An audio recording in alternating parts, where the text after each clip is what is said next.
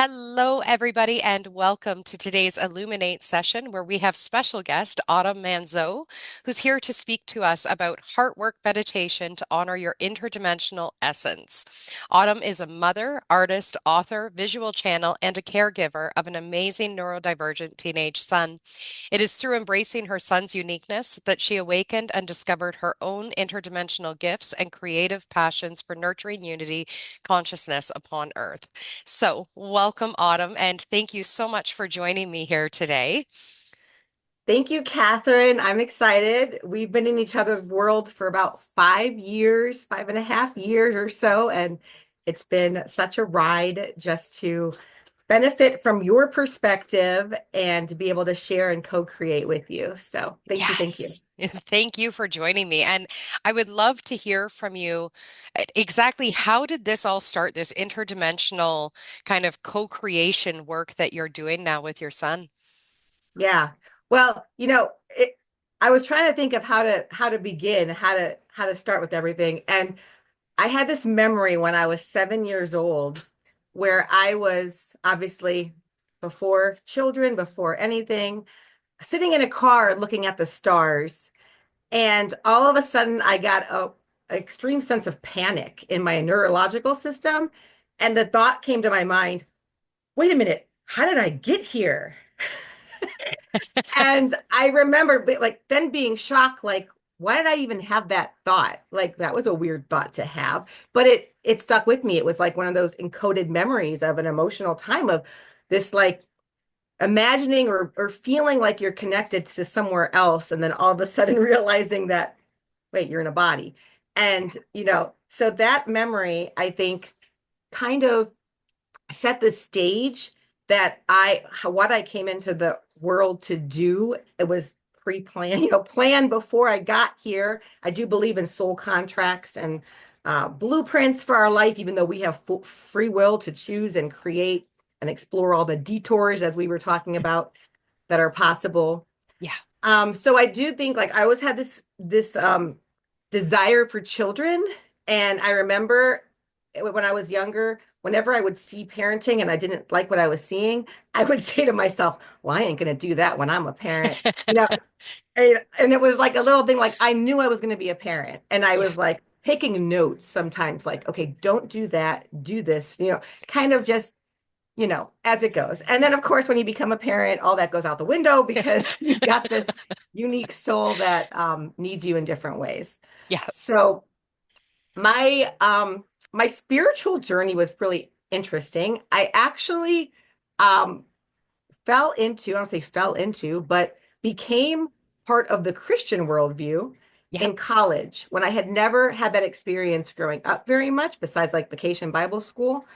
But I started to really like these individuals and the energy they possessed. And then they invited me to church and other kind of Christian fellowship activities. I was like, yeah, this sounds great.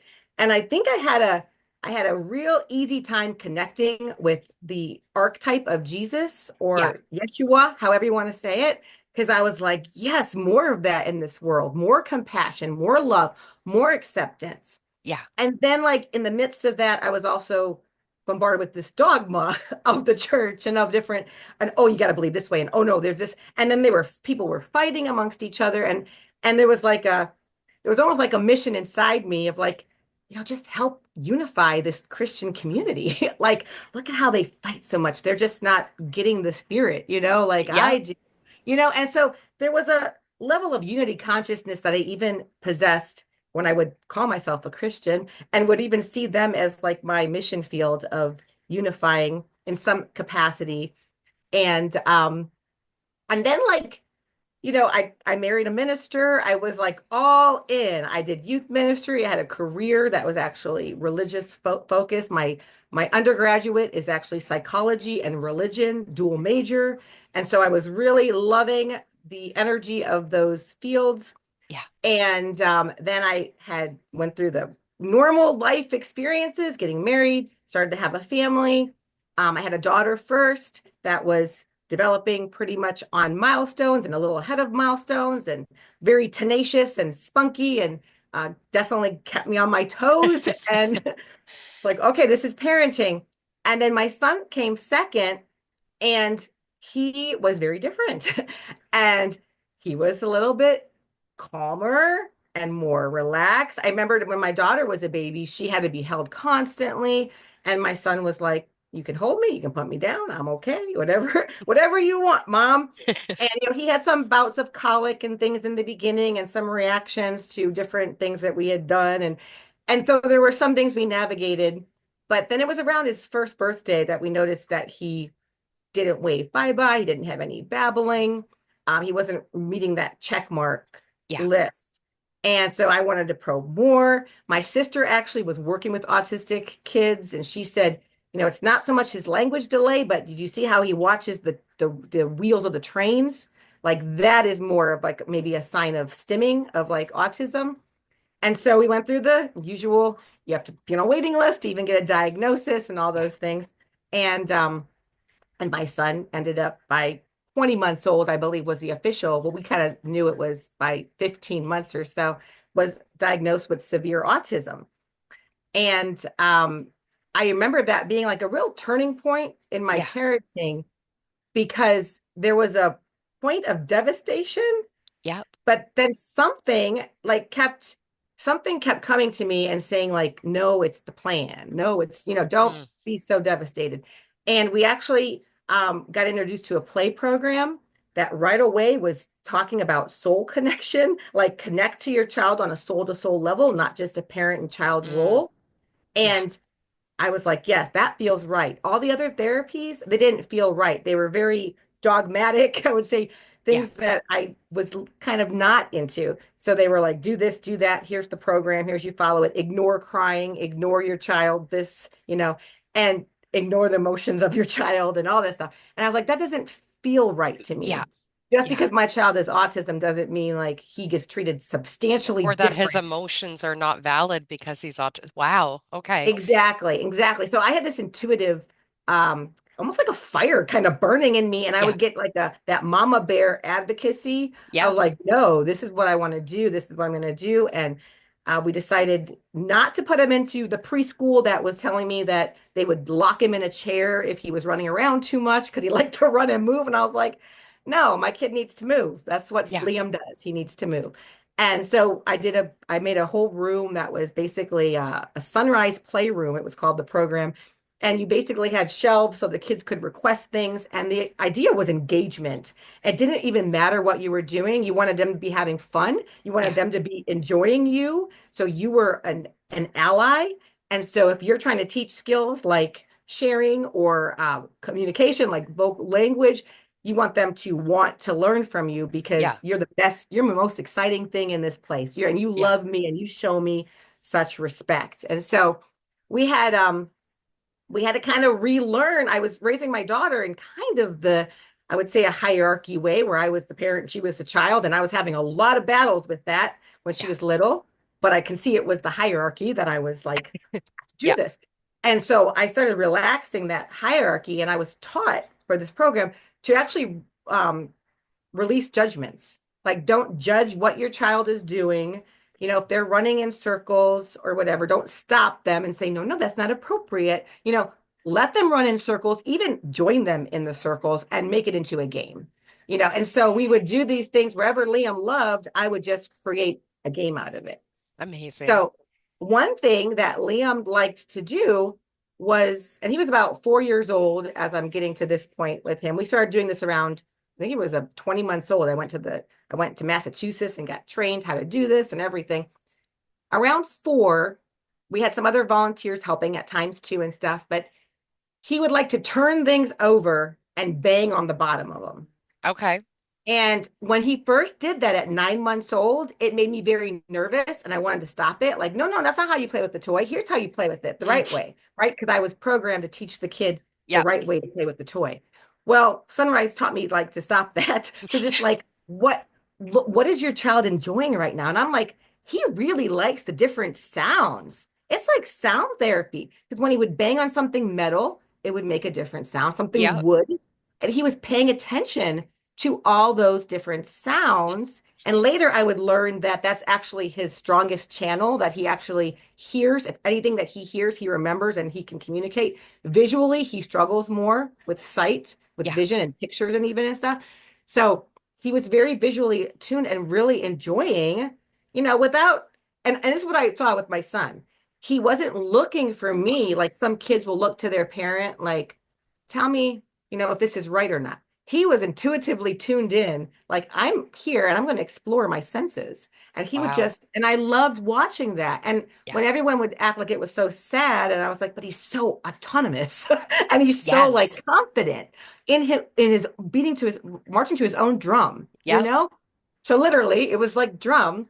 So he was started drumming things, and all of a sudden, I got this idea. Like I would do it with him, but I wasn't really like loving it. I was just kind of like going through the motions. Yeah. But we were also taught in the program, don't do that. The kids feel your energy. So if you're just doing something to do it, it's not going to accomplish anything. You're not going to Mm. really connect with them. Yep. So I was like, wait a minute. I can pull all these things off the shelves and I can make a line of things and we could drum on them or whatever. So I get that creativity was a big part of this program too, Yeah. was being creative on the spot, which you can tell I'm very creative in my life. Anyway, Yeah. so it utilized those skills. So I just lined up all these toys with that would have different sounds and gave Liam a drumstick and myself a drumstick, and we were drumming on the toys and listening to the sounds that they made. And so this is the key. This would be the pivotal moment I would say in my awakening journey was this moment because you don't get many moments like this, and I believe they happen for us if we need them, and I probably needed this experience. Yeah. But as we were drumming, I had this extreme sense of bliss in me, and I was like, this is what life is. I remember thinking, this is what life is about. Mm. This is what life is about. Being with someone, doing something together, and it doesn't Yeah. even matter what it is, just Yeah. being together, right, in Yeah. this space and being very different. Like I speak and I'm adult, and he's a child and he doesn't speak and he has neurodivergent tendencies, but it didn't matter. Like we were Yeah. connected. And so what happened was something weird in the astral plane quantum field happened. Liam just like disappeared before my eyes. And then the room kind of started disappearing. And then I disappeared. And so all of a sudden, it was like being in a space that I can't even describe it because there's no color, there's no sound, there's no sight. It was like being in a state of oneness, Mm. pure oneness, and experiencing that for like just a few seconds. Yeah. And then all of a sudden coming back to my body and like being like, what the hell was that? And Yep. literally, I was kind of, really shocked. And I had said out in either aloud or I had said, what the hell was that? Yeah. And a voice said in my head, unity consciousness. Mm. And I'd never heard that word before. So Yep. this is what I think is important too. Some other things from my experience, I was in a place where I didn't have people feeding me these ideas. They actually came directly from experience and from Yeah. connecting with my son. And so they were much more powerful for me to say like, yes, that is real. That is a mission. That's why I'm here, whatever. That unity consciousness was so powerful. Yeah. It was so powerful that I think I went upstairs and I said to my husband at the time, I don't think this Christian religion is true at all. And he was like, And what? he was a minister. Yes. Okay. Okay. And I was like, I have serious doubts about any belief system right now. Yeah. And I was like, and I need to explore this. And he was like, okay, yeah, whatever. So that was 2012. So I started exploring. I started finding books. One of the first books that came to me didn't have internet. I mean, we had internet, but we didn't really have, I didn't have Facebook, didn't Not the have, way we have internet now, for sure. not now. Yeah. So what came to me was Eckhart Tolle's Mm. books. Okay. So those are my first introduction to like consciousness Yeah. apart from religious ideas Yeah. and seeing religion as like a filter or like a tool, but not as you know, the the meat of it, right? And Yes. so Yes. that helped me start, okay, this makes a little bit more mental sense because I was a very intellectual person too, having went to college and enjoyed mental Yeah. stimulation. So I started just reading and explore, and just one book led to another, and I just started on that trail of like, then eventually I was reading a book about from the Pleiadians, and Yes, and it's a rabbit hole. yeah, and it just kind of, and then I was like, you know, pretty much consciously growing, but in a situation, I was in like a relationship, I was in a setting that was not really supporting or reflecting that Mm. growth.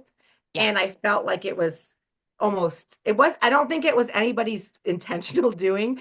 It was like there was no, there was a ceiling. There was a ceiling yeah, to growth. And I was kind of pushed back down, either by the situations itself, the dynamics, or by my own doing, because yeah, I was like fearful of what would happen if I would go.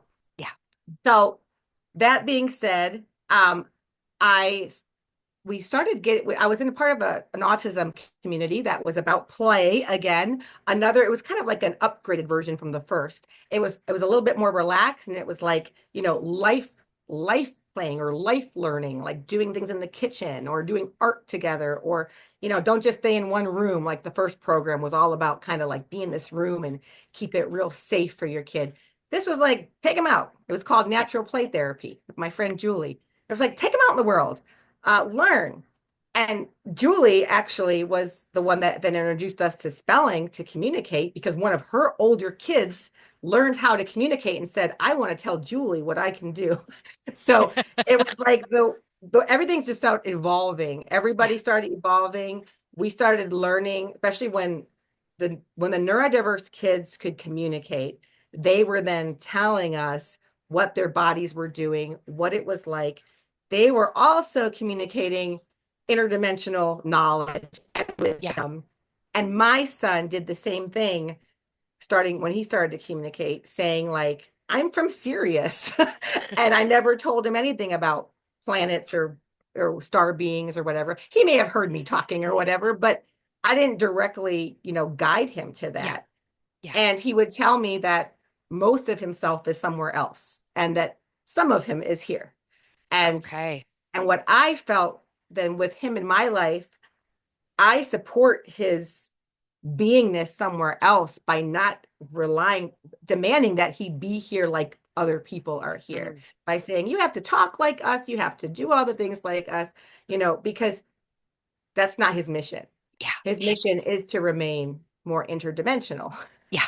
And I think what you've just said there is so powerful about allowing him to be just as he is, but to take that message straight across the board, neurodivergent or not, Yes. allowing everyone to just be as they are and understanding that each of them have gifts and each of them have struggles. And that's all perfect. We don't all have to talk the same way or be the same way or live the same way, but we can still have that oneness within that. And my relationship with my daughter substantially changed from the way that I then learned to relate to my son, because I was like, Mm, why am I judging my daughter? But mm, like, oh no, I'm not going to judge my son because he's neurodivergent, but I'm going to judge my daughter for be hard on her for all her actions. I changed my parenting style completely. yeah. I learned empathetic parenting. Yeah. I didn't I didn't I want to say I didn't not yell times. I didn't make excuses for my yelling or Mm, something. I owned it. I started doing it. I was like, wait a minute.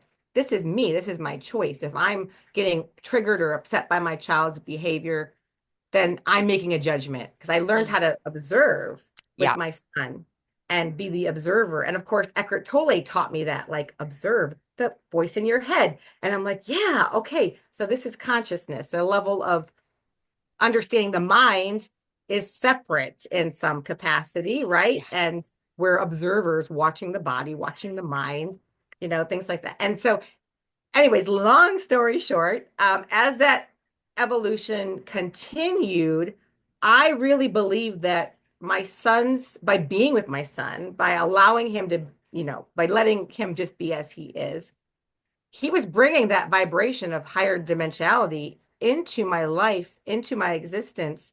And I really felt like he and I needed to have a place together where we could just unleash that energy, and it wasn't going to, I don't want to say harm or hurt, but like Yeah. there was just freedom, that there wasn't other necessarily people around. And it was a very controversial choice I made to actually divorce, separate from my husband at that time, and move by myself with my son. Yeah. My daughters were still living with him at the time. And people were, family members and things were not happy with that choice. Yeah. On the 3D realm, it looked very, um, what do you want to call it? Like This is not negligent, good. Yeah. Yeah. Yeah. not good, right? But I had felt this really deep calling. And actually, when I just visited this state where I live in for like a little retreat with my friend. And I had these vibrations of like, this is home, like Mm, come to me. And it was almost like the same thing with the unity consciousness with in the room with Liam. When you feel something so strong in your system, that's a truth.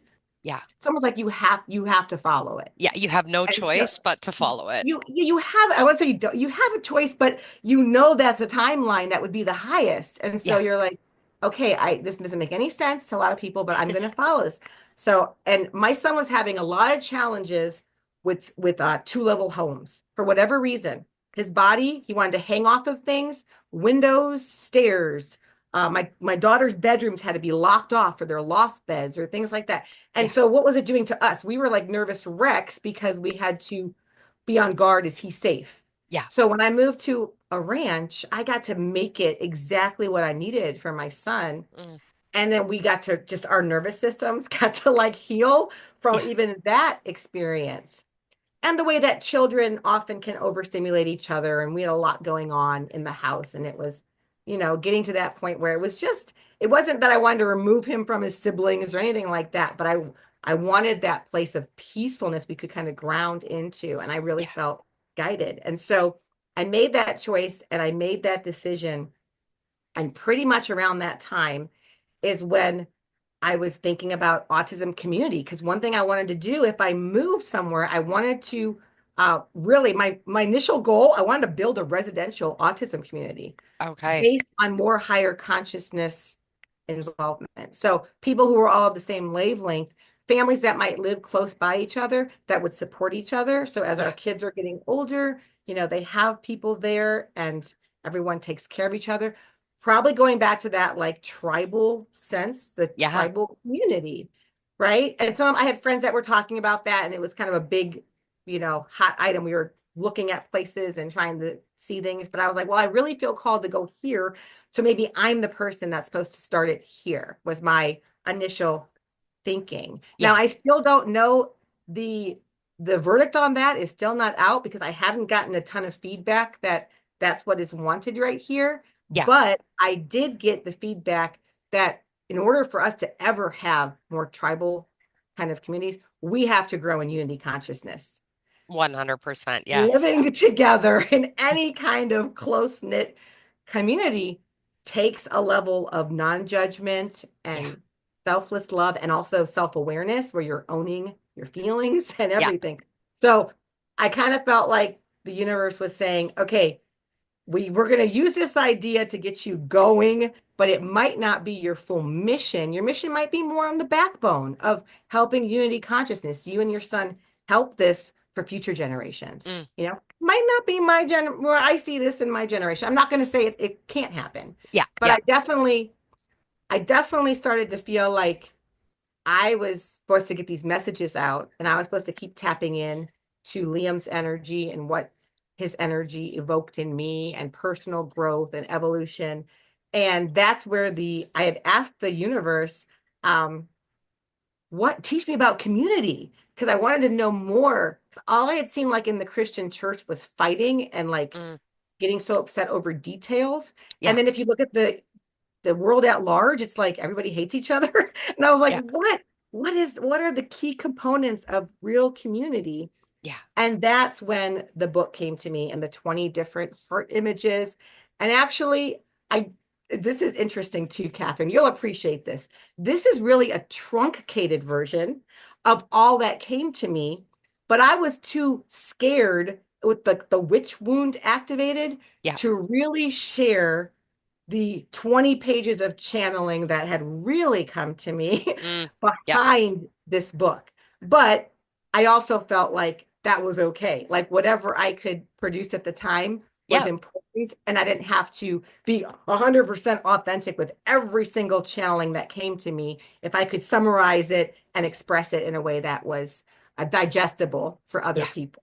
Yeah. So, yeah, so I do want to say the one thing that I think people in our society perhaps are relaxing on now is that you don't have to be schizophrenic to hear voices in your head or Yes. to tap into other dimensions. And that would be our three-dimensional way of seeing it. And I had a lot of fear if I said, I'm hearing voices or things are guiding me and giving me words that Yeah. I would be locked away or kept from my children. One of the biggest fears of any mother is like you're going Yeah. to be taken away from your children, right? Yeah. And so that's something you have to process. That's a fear that comes up. And we've gone through, I mean, Edward Mannix, I think when he was like, boom, he nailed it on the head that we've got these memories of Yeah. times where we spoke out and shared truth and we were killed for it. Yeah. Yeah.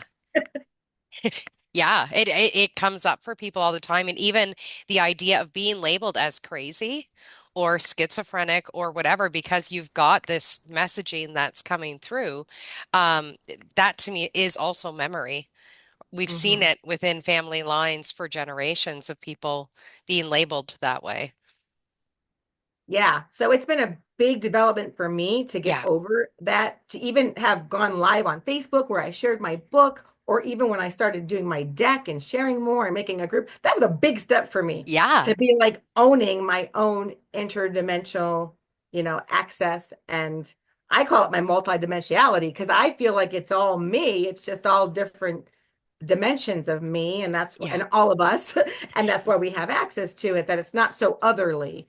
And I Yeah. think that's what one of the biggest things with unity consciousness and that level of understanding is that other is just another fractal reflected in a different way, Yes. so that you actually appreciate the whole because you're seeing it from a different angle. It's not that different. So that's what my book is basically about. It's like, let's look at grief as both a very difficult emotion to experience, but also this great blessing that opens you up and cracks your heart open Yeah. for life. Yeah. So those kind of things came to me as I was in that state of unity consciousness and channeling it. And there were these two light figures, which is so funny because this was a lot before I really had a lot of star being knowledge or whatever, but I actually named one of them Orion, which I thought is so funny. And then Yeah. later I actually did journeys where I realized I was from Orion, and it made a lot of sense. And then even had some of these parallels in my life where my dad had always said, "Oh, if your sister was a boy, we were going to name her Orion," and stuff. And so there are like those little synchronicities later in life. Yeah. And so Orion represents the more finite aspects of ourselves. And Blaze, I named the yellow one, represents the more infinite, unbounded, maybe even spiritual or free aspects. But the idea is that we honor both of them, that we Yes. don't, it is about being fully human and being fully spiritual, not bypassing the human that we are. We're here for a reason. We have the density of the human body for a reason so Yeah. that we can experience consciousness differently than when we're just in the conscious and the spirit realm. Yeah. That amazing. Amazing. And what would you say to, I'm going to say parents, but also people in general about connecting in with their own interdimensionality, or what did you call it? Multi-person? Yeah, yeah. Well, I don't know if it can be forced.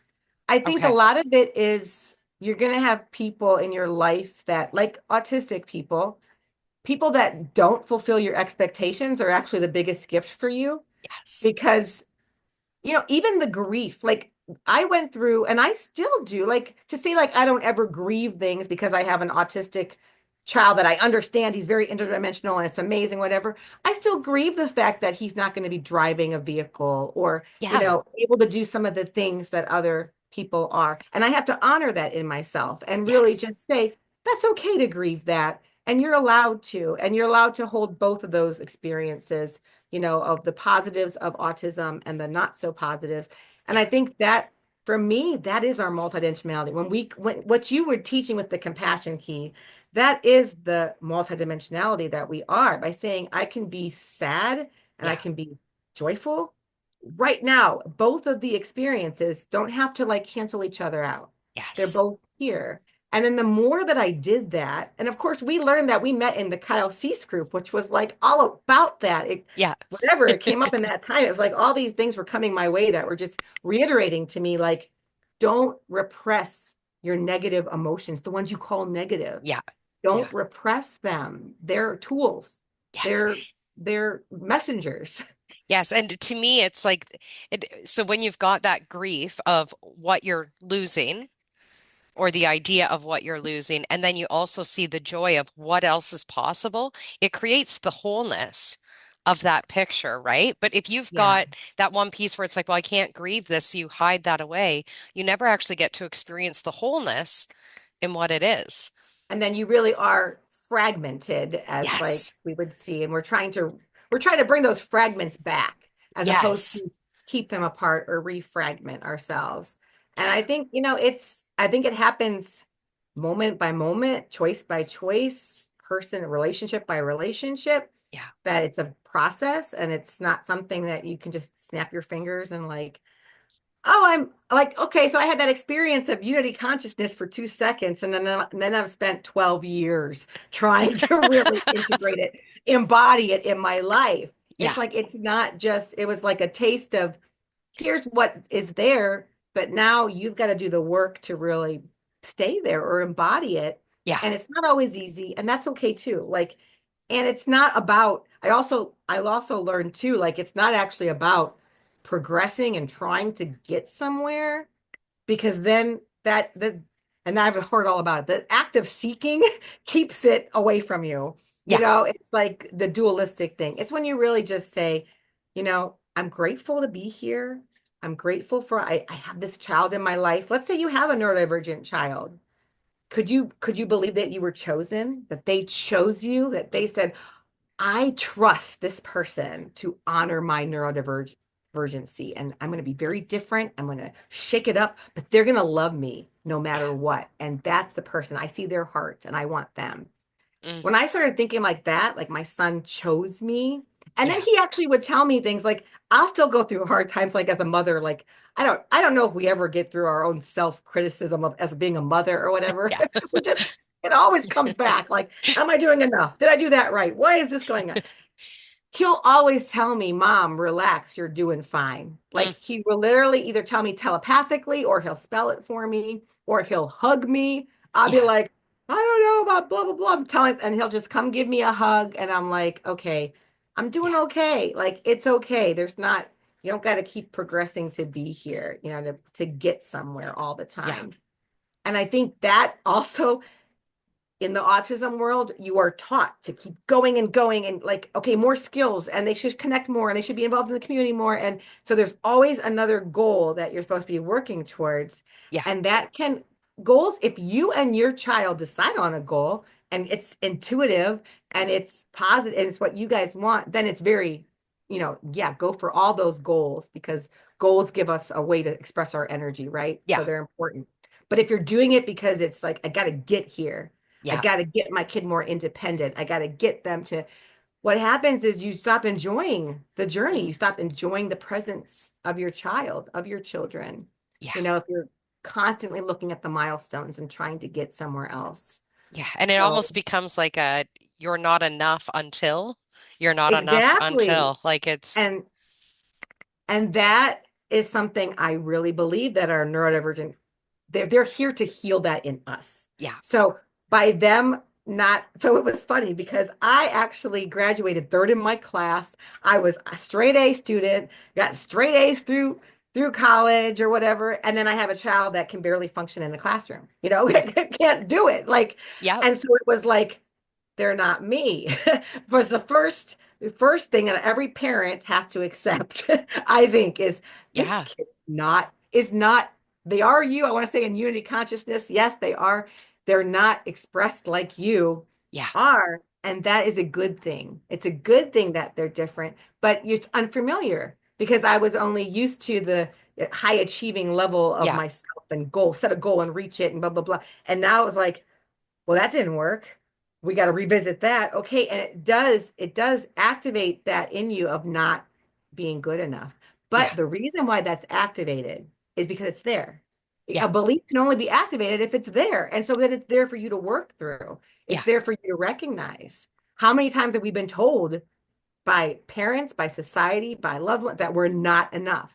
yeah, Like, and those memories yeah, are there. yeah. And And so I'll anything I think, share. yeah, go Oh, ahead. no, sorry. I was also a straight A student, and I thought that school marks really, really, really mattered. And it was Mhm. only in having my own children and witnessing their struggles and honestly witnessing how the school system runs that it was like, wow, I put so much energy into something that does not actually matter at all. Because do you know how I many felt people the know I same was way. a straight A student and actually care now? Not at all. Same here. Yeah, like You know? I was like if I don't have regrets. I live like going forward. But I Yep. think back to my teenage years, I actually spent so much time overstudying to make sure I could ace the exam that I Yeah. could have spent time with people or doing something else, Yeah. Yeah. It And was I've such a said to my fixation. kids quite a few times, like if they get a bad mark on a test or whatever, it's like it's only one mark. And the report card, like your grade 8 report card matters when you're going into high school. But by the time you're done high school, no one cares about your grade 8 report card. And by the time you get to college, no one cares about your high school report. Like it really doesn't matter as much as what I thought it mattered, and even what I taught my oldest kids, it mattered when I first started that parenting journey and going, no, this is really important.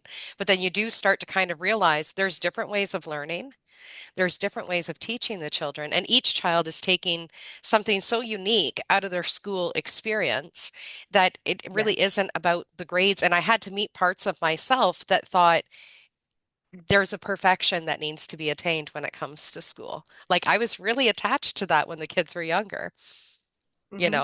and having to meet that part of myself and go, nope, that's not the way it is. Oh, wasn't comfortable.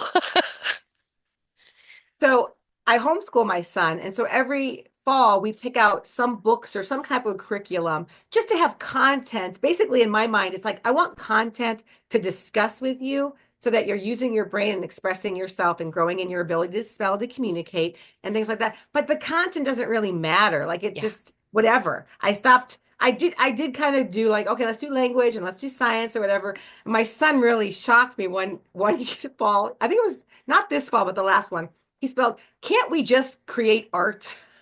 And I was like, why can't we? He Yeah. really likes art. And I'm like, yeah, because society says, and he doesn't even fit into any mold of society. And yet I'm trying to make him fit into a school mold. Like, we got to have all the subjects, got to be balanced.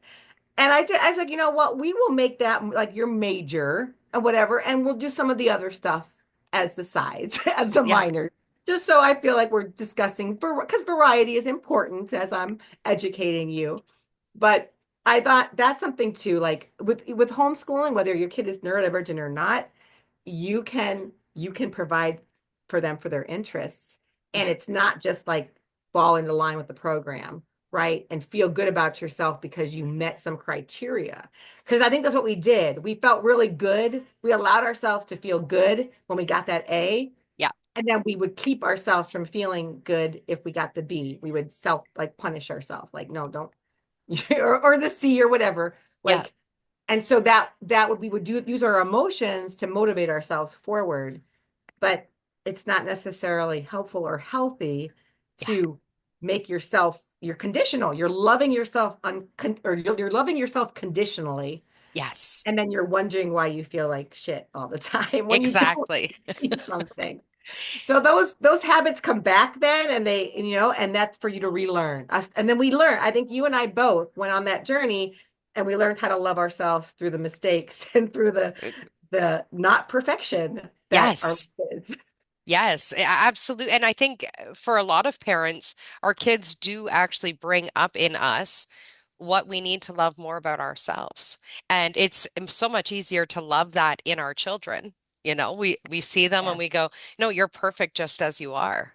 It's okay if you're Yeah, not X, Y, and Z or whatever, but then to reflect that onto ourselves as well and be able to go, I need to remember this for myself. Or I need to remember this for this family member or whoever it might be, that they give us an opportunity to know how to love unconditionally.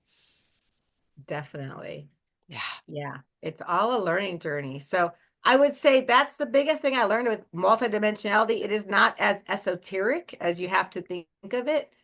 It can be, it can be kind of wild.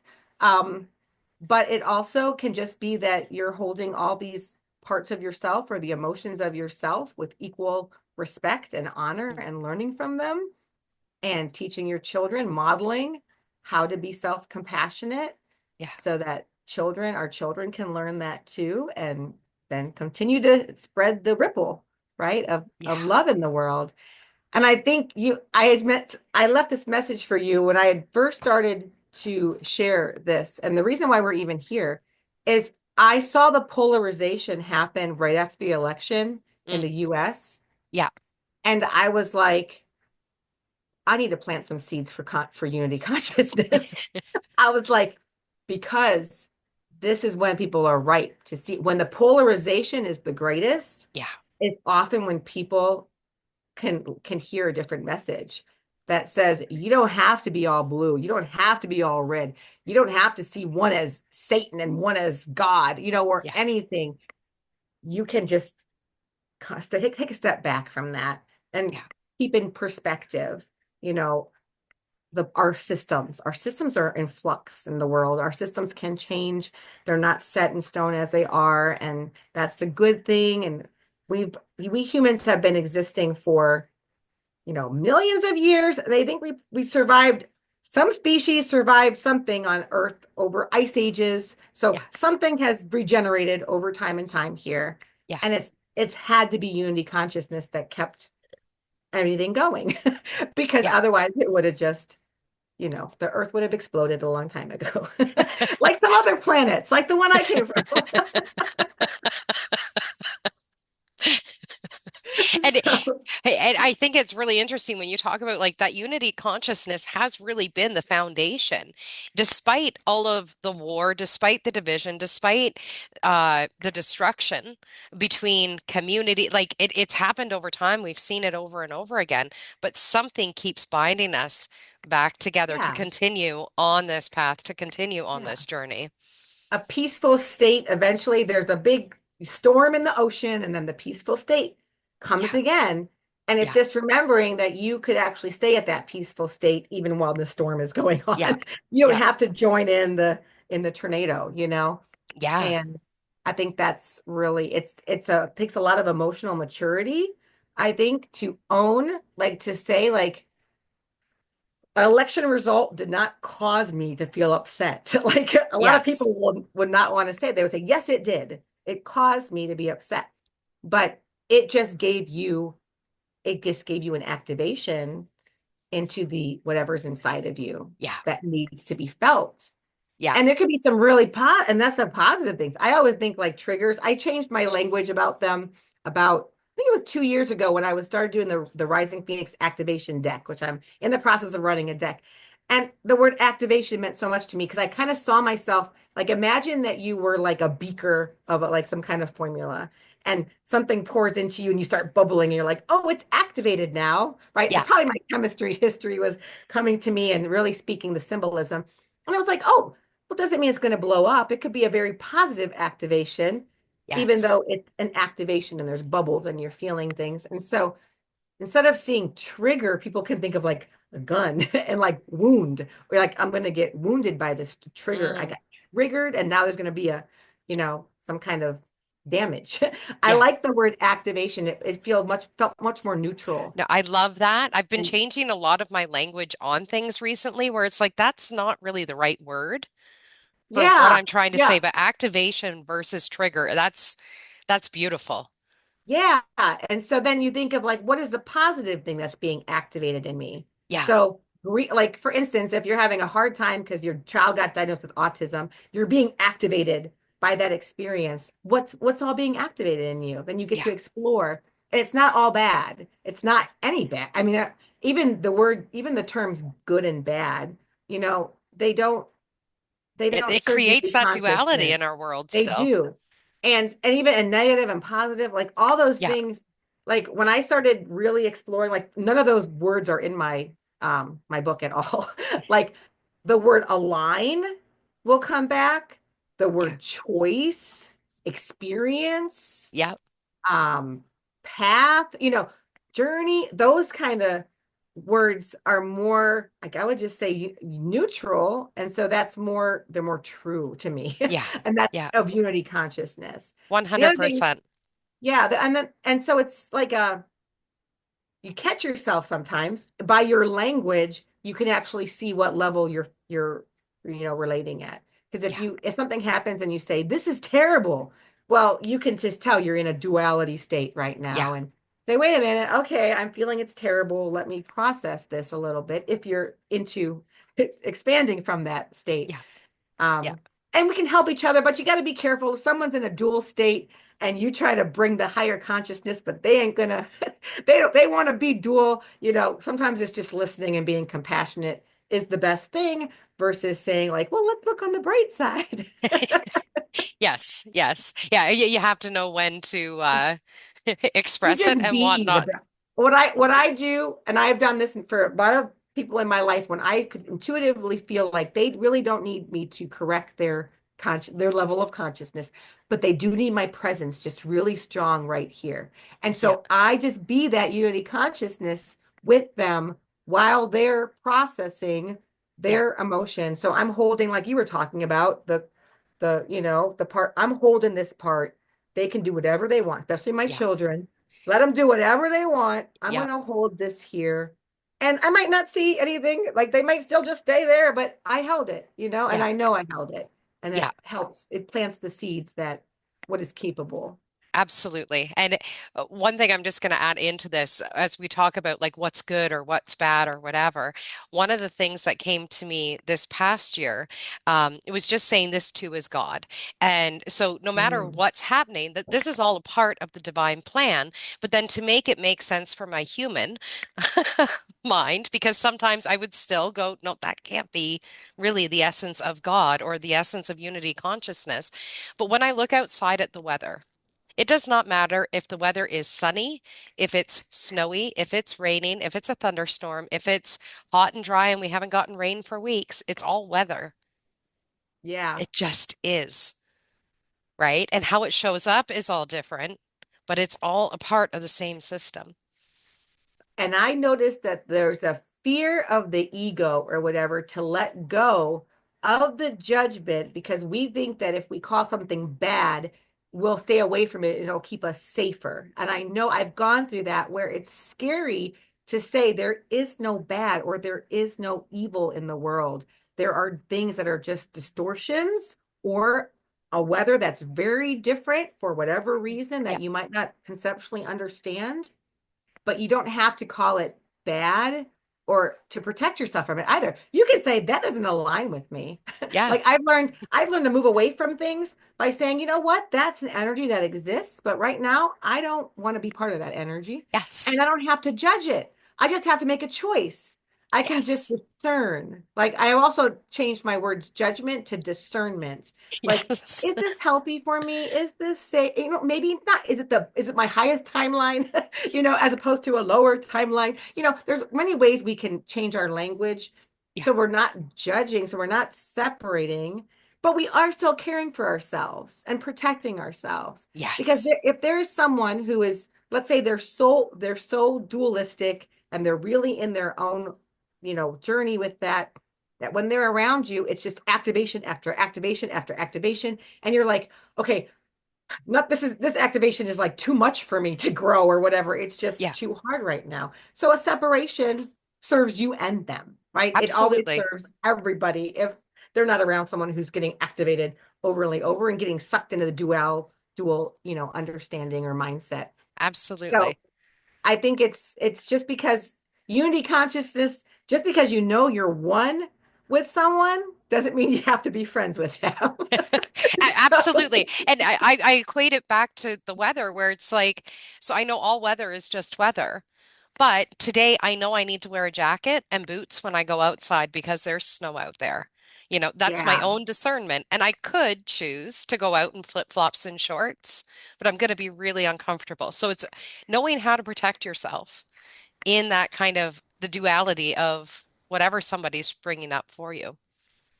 Yeah. And then also what I found is that the more that you stay or nurture that unity consciousness, you attract so many others that want to be there too, that Yes. it's so much easier to be with the ones that maybe aren't there yet because you're so strongly supported that you're just not even activated by. So it's like you can love bigger, and like I know your goal was to love without Yes. restraint, right?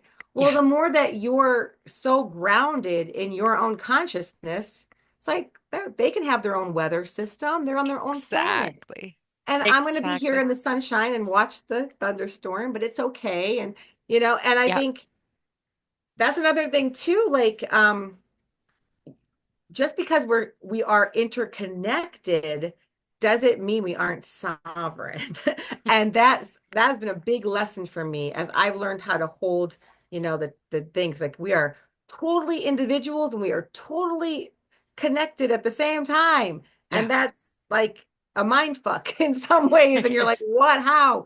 But it can be possible. And it does change how you respond or how you take care of yourself if you hold them both with equal like respect. So you're like, Absolutely. right now I got to be sovereign, or right now it's okay to be more interconnected. You kind of feel in your system which one's calling for the action to flow. Yeah. Beautiful. This has been absolutely amazing, Autumn. Thank you so much for joining me on here today. I would love to hear a little bit more about your book. Where can people find it? What is it called? Sure. And why would they want to? I mean, other than your Yeah. amazingness, but why would they want to, grab this book for themselves and do these heart work meditations for themselves? Yeah. So this is the book. It's just a little paperback you can buy on Amazon for about $9.97. And there's a Kindle version for only $1.97 if you want to save a tree. Um, It has different little meditations, an image, a little blurb, and then some prompts for you to kind of integrate the message. And I would say it's since I wrote this, I channeled it back in 2019, but right now I was like, oh, these themes are prevalent. To me, they're timeless. Yeah. To me, these ideas are really just divine wisdom. They're short enough where I don't feel like it overwhelms the system. And if you want to take a 3-week journey and like, okay, I want to know more how I can help create community in this world. And I wrote on the back here, my son and I are on a mission to expand the realm in which the gifts of neurodiversity are truly embraced and able to flourish. Because I felt like until we are really at unity consciousness, we're still saying some people don't matter, and we're Mm. looking at the neurodivergent saying they're too different and they don't have a place. But I think our world will flourish if we include their gifts and if we help them develop by honoring and getting to know them and letting go of all those judgments. So if you have a neurodivergent child, I definitely recommend this book to help you get to that state where you can love them and see them as the soul on this divine journey that they are. And um, yeah, and then the other thing is I lead art projects with my son. My son gives me ideas. We kind of co-create together at Awakening the Artist on Facebook. So for anyone who wants to learn, I feel like my ability to channel, like I see an image in my mind, and then I was able to like create it. Well, I see project ideas also in my mind, and my son helps give those to me. And then I'm able to create them, but everybody can create them. So it's not just specific. I want you to create a tree of life. And what would it mean for you to channel your own tree of life or whatever project we're working on? So that is the idea, to really awaken the artist within you in case you've never experienced that. Because guess what? One thing artists do really, really well, they don't judge. So becoming an artist helps you really tackle any kind of judgment tendencies in you as you learn just to accept whatever flows Mm, Like it was meant to come out the way it came out. I got to embrace it, accept it. There's a reason I can work with this. It actually is like art to life for me. Like if you can accept beautiful. a piece of artwork, you can accept your life as the canvas that it creates as well. So that's our mission there on Facebook. And then I have the book and I'm working on a deck and I might also make another a second book. So we'll Amazing. see. We'll see what flows in this new year. I've got a lot of transitions going on this next year, but definitely feel that fire to speak for unity consciousness, to not be fearful or stay silent. It's funny because I at first I felt like if I speak about unifying, especially, am I gonna get like killed again? And it was Yeah. like, you know what? And every time that reverberation comes back of like, we need to speak out the truth that is true in our hearts. Yes. Somebody somewhere needs to hear it, and so we will speak for them. Yes. Yes. And we just watched the Elf movie last week, with Buddy the Elf, Will Ferrell. And I've watched it 100 times, but this time when I was watching it, I was like, he comes in and he has such a belief in the spirit of Christmas and the spirit of Santa Mm. Claus and all of that magic and everything. And he talks about it, and everyone around him's like, okay, stop being so crazy. You're not an elf. You're not this. You're not that. Da da da da da. And he's just like, no, the Christmas spirit, the Christmas spirit. And he held on to that conviction despite everyone else telling him that's not the way it is. And of course, at the end, it's because of his conviction. He gets everyone else to believe, and they get Santa's sleigh to go up into the sky again and stuff. And watching it, you know how sometimes movies will just speak to you at exactly the right time? But it Yes. was like, I need to be convicted Mm. 100% in my belief of what is possible for this world. And to be like Buddy the Elf and be like, yeah, no, love consciousness, because I'm calling it love consciousness. You're calling it unity consciousness. Yeah, It's all the same thing. But that's it's like, right. no, this is what's real. This is what's real. Despite all of this, this is what's real, and being able to hold on to it and to speak it. And yeah, so I got a lot from the Elf movie this time around. I love it. And Will Ferrell is one of my favorite actors. So I'll watch every movie that he made. Amazing. And then The one, laughter will take you to unity consciousness like that. yes, So yes, it is a high vibration. And then one last question for you before we hop off here. And I do ask everybody that I have on here the same question. But if you could share words of wisdom that you want the world to know right now, if the entire world was listening, what would you want the world to know? there are no mistakes. You're exactly where you need to be, experiencing everything that you need to experience for your own growth and for the growth of others. And just to trust in the divine plan, divine timing, divine essence within you, that love will guide the way. Beautiful. Thank you so much for joining me here today, Autumn. And as she said, her book is available on Amazon, also on Kindle. And she has a group on Facebook called Awakening the Artists, and you can connect with her there. Thank you so much. Sending you so many blessings. Have a great day, everyone. Thank you.